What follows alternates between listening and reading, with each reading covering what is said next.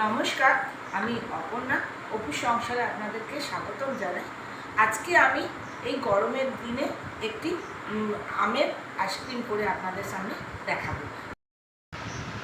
আমি 3 পিস আম নিয়েছি।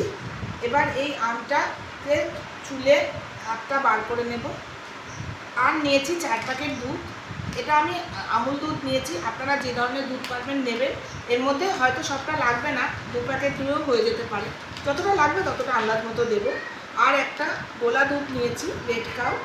আর নিয়েছি কিছু কাজু আর স্বাদ মতো চিনি, যেটা তো লাগবে। যেহেতু আমটা মিষ্টি হয় তাই স্বাদ মতো আপনারা দেখে মিষ্টিটা দেবেন। আর তকতকা হওয়ার জন্য একটা কর্নফ্লাওয়ার নিয়েছি, কিছু পরিমাণ দিয়ে দেবো। এই হলো আমার উপকরণ।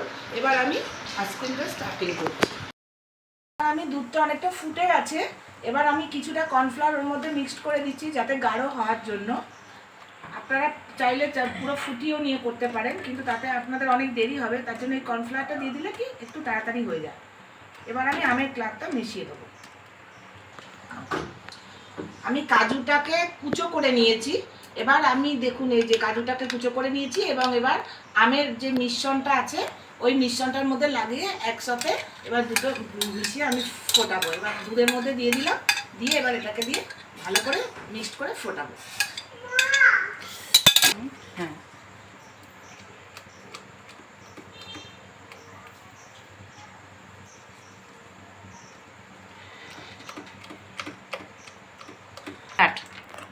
এবার আমি মাঝে এই যে গুঁড়ো দুধের প্যাকেটটা আগে আপনাদের দেখিয়েছিলাম, ওই দুধের প্যাকেটটা থেকে দুধগুলো ওর মধ্যে আমি ছড়িয়ে দিচ্ছি আস্তে আস্তে। আপনারা চাইলে ওটা গুলেও দিতে পারেন।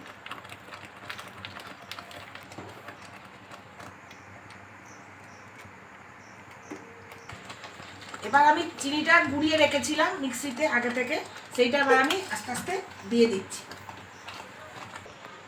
আমার এটা পুরোপুরি রেডি হয়ে গেছে। এবার আমি একটা কাচের বলে ঢেলে নেব।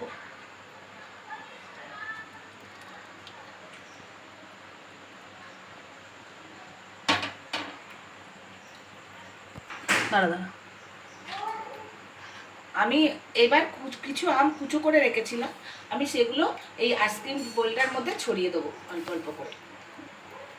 যখন মানে আইসক্রিমটা যখন খেতে টেস্ট আসবে তখন মুখে মানে এলে ভালো লাগবে।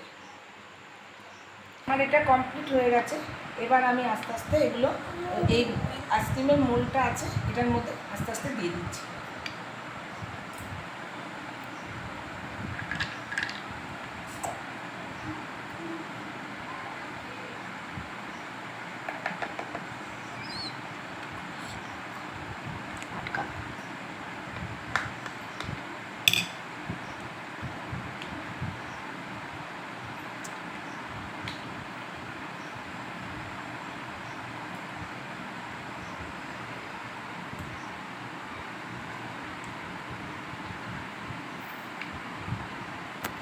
এই যে আমি এটা এটা আমার হয়ে গেছে, সবের মধ্যে দিয়ে দিয়েছি।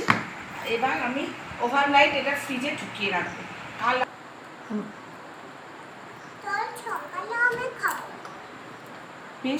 ফ্রিজে আমি ঢুকিয়ে রাখলাম।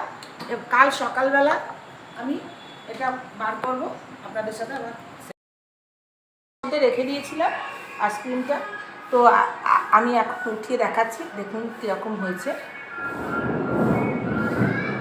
এই যে এরকম হয়েছে। এবার এই যে এটাও ঠিক হয়ে গেছে। এবার এরকমভাবে আপনারাও বাড়িতে বানিয়ে খাবেন আমের সময়। আজকে তাহলে আমি এখানে ভিডিওটা শেষ করছি। আপনারা লাইক করবেন, কমেন্ট করে জানাবেন কেমন হয়েছে, আর শেয়ার করবেন। আসছি তাহলে।